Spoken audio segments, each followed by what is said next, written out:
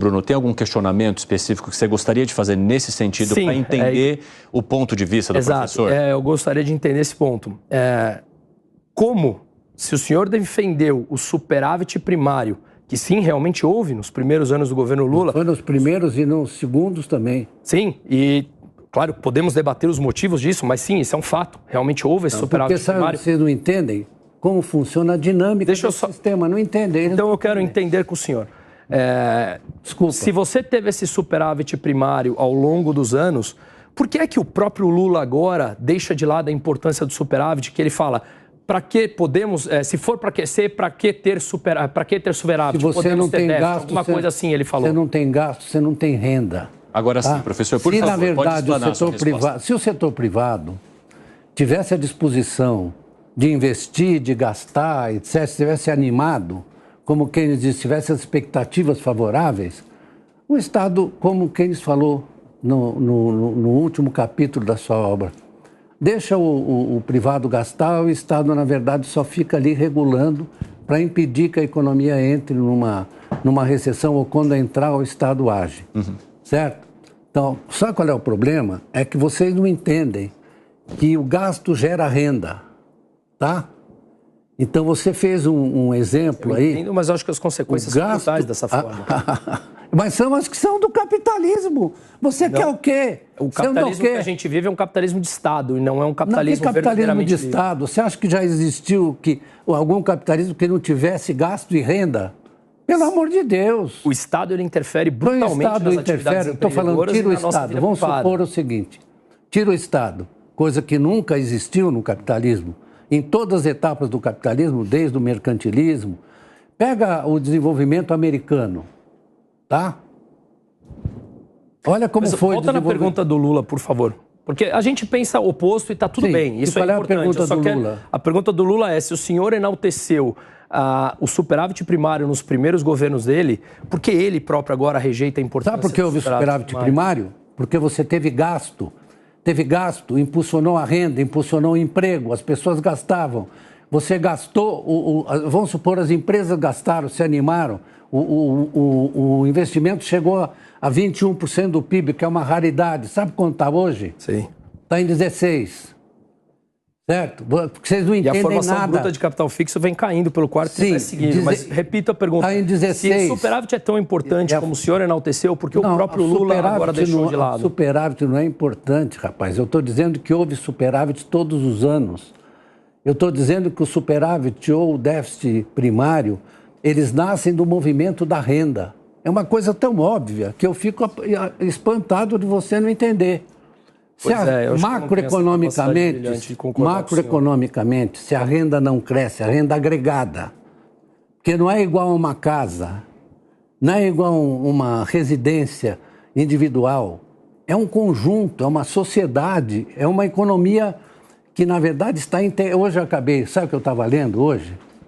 Vou te dizer uma coisa, eu estava lendo uma comparação entre Einstein e Keynes, tá?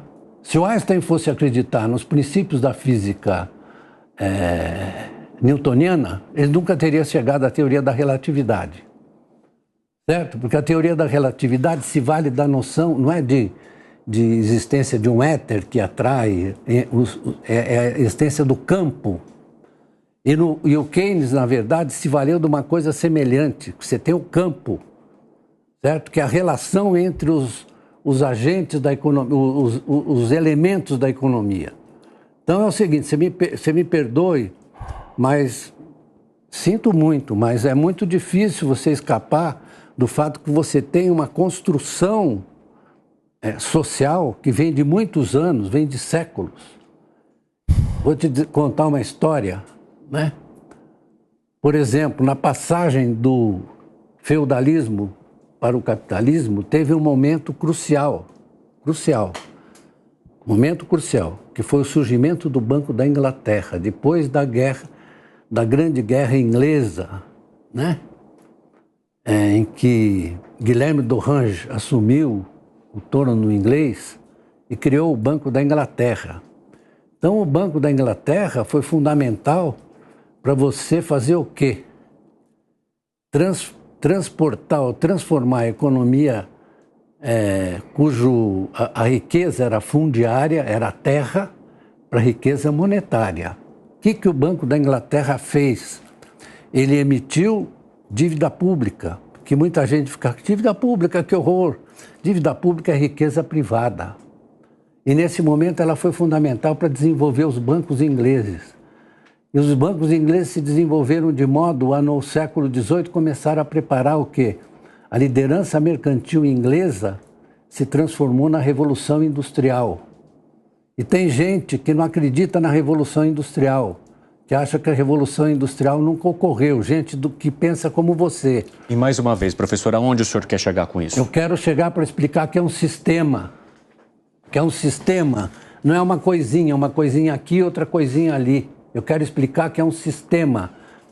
É uma coisa que vai sendo construída ao longo da história e é um sistema, certo? É um sistema de relações. Você tem que olhar para as relações, é isso que eu quero chegar.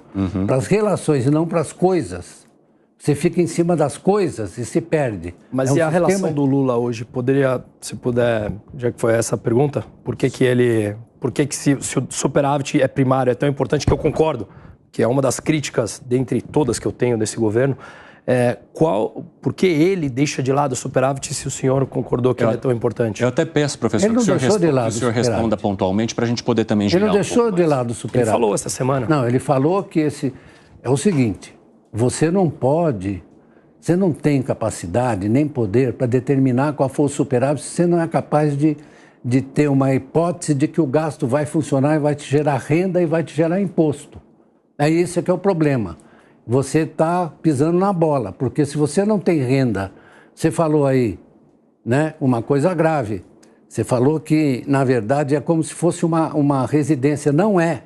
O Estado e a economia capitalista, monetária, financeira, não é igual a uma residência, né? Ela, na verdade, tem formas muito específicas de funcionamento. E uma delas é o fato que o que gera a riqueza e a renda é o funcionamento do gasto e a geração da renda.